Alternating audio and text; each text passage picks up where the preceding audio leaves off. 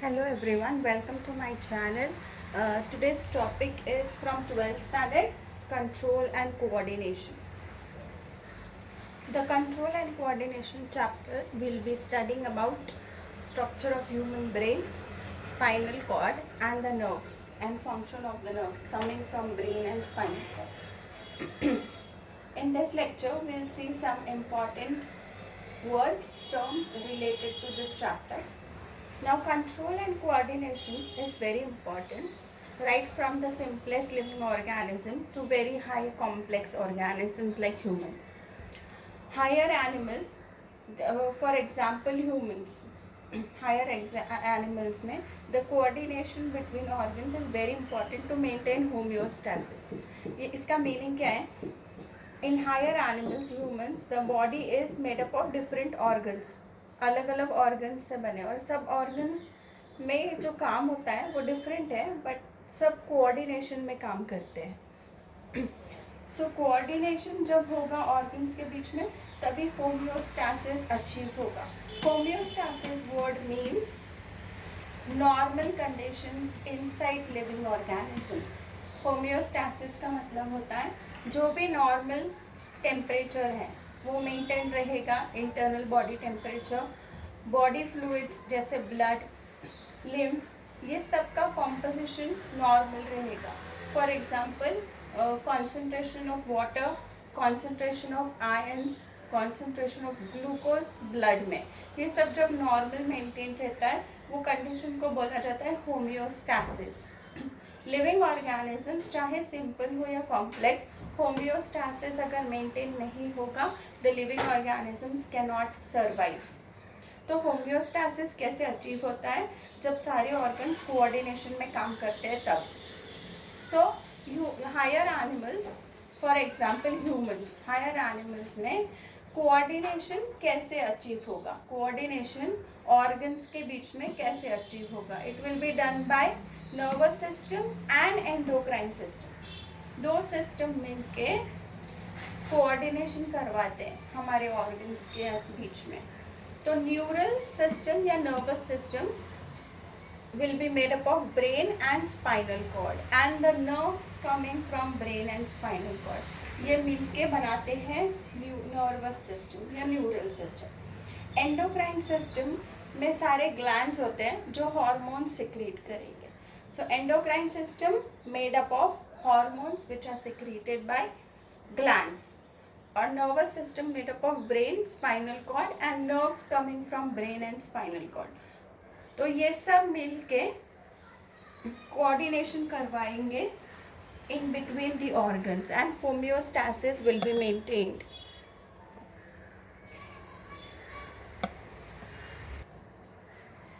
Next, we are going to see the human nervous system. Human nervous system is divided into two branches. Human का nervous system या neural system दो divisions में divided है, दो branches में. Central nervous system और peripheral nervous system. Central nervous system CNS is made up of brain and spinal cord. Central nervous system किससे बना होगा? ब्रेन और स्पाइनल कॉर्ड से. और पेरिफेरल नर्वस सिस्टम में सारे नर्व्स आते हैं. नर्व्स जो ब्रेन और स्पाइनल कॉर्ड से अराइज होंगे. ब्रेन और स्पाइनल कॉर्ड से नर्व्स होते हैं जो हमारे पूरे बॉडी पार्ट्स, मसल्स, ऑर्गन्स में एंटर करते हैं. These all nerves together will make peripheral nervous system. Nerves जो पेरिफेरल नर्वस सिस्टम में हैं वो नर्व्स दो टाइप के हैं या उनके दो नाम हैं, cranial nerves and spinal nerves. Cranial nerves वो नर्व्स होंगी जो ब्रेन से आएगी and they will enter into body parts and organs. तो क्रेनियल नर्व्स जो ब्रेन से अराइज होती है, अराइजिंग फ्रॉम ब्रेन, ये 12 पेयर्स होते हैं.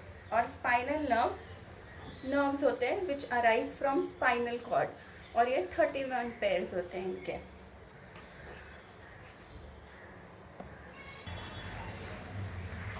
Next, we'll see now what the peripheral nervous system is made up of and little more details.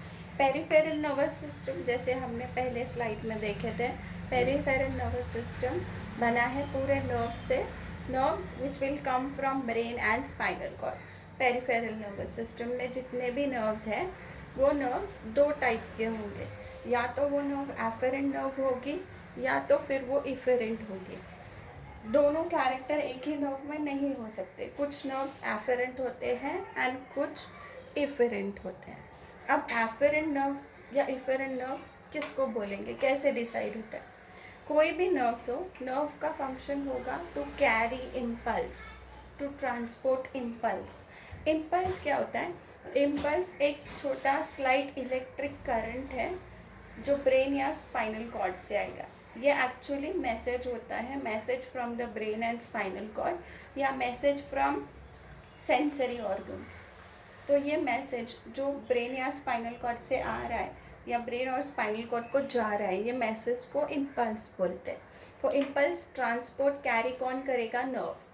अब direction क्या होगा इम्पल्स का, उसके बेसिस पे नर्व्स के दो टाइप है। एफरेंट नर्व्स वो नर्व्स होगी जो हमेशा इम्पल्स कैरी करेगी from organs, body parts, organs, muscles से towards central nervous system. Central nervous system मतलब ब्रेन या spinal cord.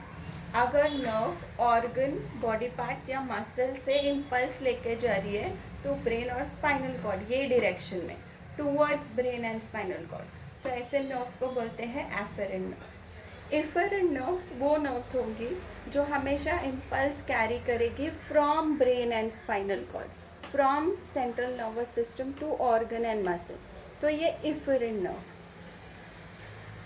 Efferent nerves are further divided into two types, somatic nerves and autonomic nerves. तो सारे somatic nerves मिलके somatic nerve system बनाएंगे और सारे autonomic nerves मिलके ऑटोनॉमिक नर्वस सिस्टम बनाएंगे।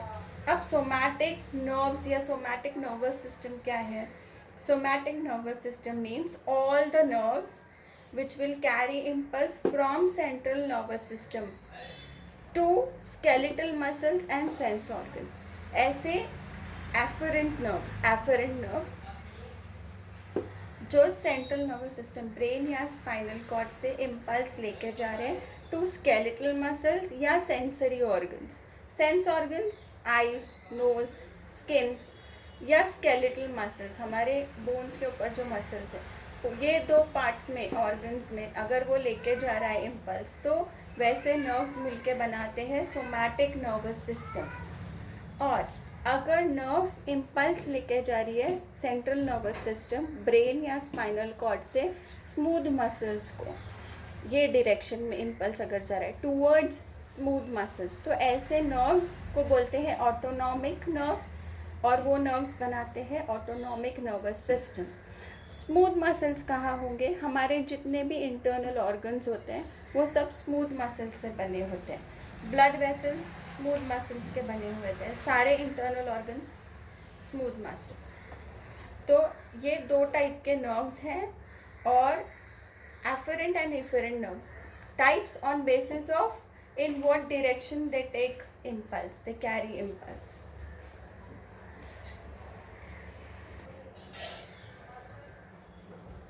Okay, now more about autonomic nervous system.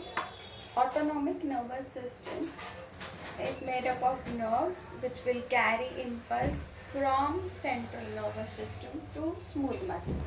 ये हम देख चुके हैं। ऑटोनॉमिक नर्वस सिस्टम को विसरल नर्वस सिस्टम भी बोला जाता है। विसरल नर्वस सिस्टम क्योंकि ये इम्पल्स सेंड करता है विसरल इंटरनल ऑर्गन्स को। सो सारे नर्व्स जो इम्पल्स कैरी करेंगे ब्रेन या स्पाइनल कॉर्ड से और उसको सेंड करेंगे स्मूथ मसल्स या ऑर्गन्स में, वो सब मिलके बनाएंगे विसरल नर्वस सिस्टम। अब ऑटोनॉमिक नर्वस सिस्टम या विसरल नर्वस सिस्टम में जो नर्व्स होंगे वो नर्व्स दो टाइप के होंगे। कुछ नर्व्स ऐसे होंगे जो इम्पल्स लेके जाएंगे ऑर्गन्स को और वो इम्पल्स की वजह से ऑर्गन्स की एक्टिविटी बढ़ेगी, और कुछ नर्व्स ऐसे होंगे जो इम्पल्स लेके जाएंगे ऑर्गन्स को लेकिन ऑर्गन की एक्टिविटी अब स्लो डाउन होगी, नॉर्मल होगी। So whether the impulse is increasing the activity और decreasing the activity, depending upon that autonomic nervous system के नर्व्स दो टाइप के हैं। दो टर्म्स उनके लिए यूज़ किए जाते हैं, sympathetic nerves and parasympathetic nerves. Sympathetic nerves वो नर्व्स होती है जो इम्पल्स अगर लेके जाएगी ऑर्गन को, तो ऑर्गन का एक्टिविटी हमेशा इंक्रीज होगा। So sympathetic nerves are concerned with, are related with increased activity of organs. तो सिंपैथेटिक नर्व्स जब इम्पल्स लेके जाते हैं, ये कौन से सिचुएशन में नर्व्स इम्पल्स लेके जाएंगे? सिंपैथेटिक नर्व्स ऐसे सिचुएशंस में जहाँ पे अलर्टनेस ज़रूरी है, जहाँ पे हमको क्विक एक्शन, क्विक डिसीजन लेना ज़रूरी है, वी बिकम मोर अलर्ट। सो ऐसे सिचुएशन में जो इम्पल्स कैरी होगा ऑर्गन्स को, स्मूथ मसल्स को, वो सिंपैथेटिक नर्व्स लेके जाएंगे। सो हर बार जब सिंपैथेटिक नर्व्स इम्पल्स लेके जाते हैं, तब heart rate, rate of respiration increase हो जाएगा। हार्ट रेट इंक्रीज होगा तो ब्लड प्रेशर इंक्रीज होगा, रेस्पिरेशन का रेट इंक्रीज होगा, और डायलेशन ऑफ प्यूपिल विल हैपन। हमारे आई में जो प्यूपिल होता है उसका साइज बढ़ेगा, okay, so that will have more proper site, हम क्लियरली देख पाएंगे कुछ टाइम के लिए। ये सब चीज़ों, ये चेंजेस की वजह से वी बिकम मोर अलर्ट और हम क्विक डिसीजंस लेते हैं। So sympathetic nerves will carry impulse which are concerned with increased heart rate, increased respiration, increased blood pressure and dilation of pupil. Now जब भी impulse carry होता है nerve से, nerve जब impulse लेके जाते हैं तो nerve के ending से, nerve के end से कुछ केमिकल रिलीज होते हैं। ये केमिकल हेल्प करते हैं इम्पल्स को एक न्यूरॉन्स, एक सेल से दूसरे सेल में जाने के लिए। वो केमिकल्स को बोलते हैं न्यूरोट्रांसमीटर्स। न्यूरोट्रांसमीटर्स एक नर्व के एंड से जब वो केमिकल रिलीज होगा तो वो इम्पल्स आगे नेक्स्ट नर्व को जाएगा। जब सिंपैथेटिक नर्व्स इन्वॉल्व होते हैं, जब वो इम्पल्स कैरी करते हैं, तब सिंपैथेटिक नर्व्स रिलीज करते हैं एड्रेनालिन। और एड्रेनालिन के रिस्पॉन्स में हमेशा ऑर्गन्स की एक्टिविटी इंक्रीज होती है। जब पैरासिम्पैथेटिक नर्व्स इम्पल्स कैरी करते हैं, तब पैरासिम्पैथेटिक नर्व्स रिलीज करेंगे एसिटिलकोलिन। और एसिटिलकोलिन के रिस्पॉन्स में जो भी एक्टिविटीज ऑर्गन्स के इंक्रीज हुए वो डिक्रीज होके नॉर्मल हो जाएंगे। सो जो हार्ट रेट इंक्रीज हुआ है वो डिक्रीज होके नॉर्मल रेट पे आएगा। डिक्रीज होना मतलब कम नहीं होगा, जो एक्स्ट्रा एक्टिविटी बढ़ रही है, हार्ट रेट, ब्लड प्रेशर का, रेस्पिरेशन का रेट, वो नॉर्मल रेट पे आएगा। So parasympathetic nerves will bring bracket to the normal speed of the organs by decreasing the activity. So heart rate normal होगा, respiration decrease होके respiratory rate normal होगा, pupil constrict होगा, यहाँ पे dilate नहीं होगा, normal size पे आएगा, BP decrease होके normal हो जाएगा. So sympathetic nerves and parasympathetic nerves, they work antagonistic to each other. Antagonistic मतलब opposite. Sympathetic nerves और parasympathetic nerves एक दूसरे का opposite काम करते हैं. Sympathetic nerves जब भी impulse कैरी करते हैं, वहाँ पे जो केमिकल रिलीज होगा वो एड्रेनालिन है, और पैरासिम्पैथेटिक नर्व्स जब इम्पल्स कैरी करते हैं, जो केमिकल रिलीज होगा वो एसिटिलकोलिन होता है। एड्रेनालिन के रिस्पॉन्स में हमेशा ऑर्गन्स का एक्टिविटी बढ़ता है, इंक्रीज होता है। एड्रेनालिन, एसिटिलकोलिन, एड्रेनालिन इंक्रीज करेगा ऑर्गन का वर्किंग, और एसिटिलकोलिन जो इंक्रीज एक्टिविटीज हुआ है उनको डिक्रीज करके नॉर्मल करेगा।